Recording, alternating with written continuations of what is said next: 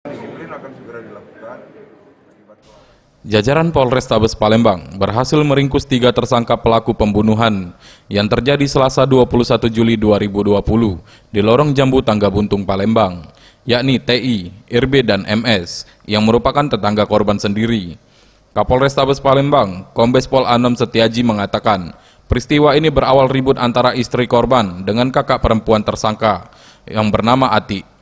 Diduga keributan terjadi dipicu perselingkuhan antara korban dan Ati. Tadi malam terjadi penganiayaan berat yang mengakibatkan satu korban meninggal dunia dalam perjalanan ke rumah sakit.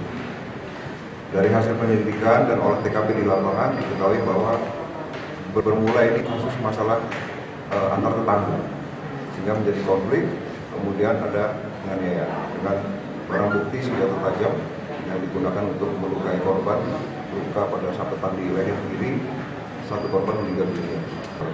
Motifnya bang? Motif masalah bertetangga.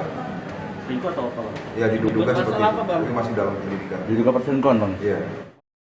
Kejadian tersebut terjadi sekitar pukul 8 malam saat korban pulang dari masjid.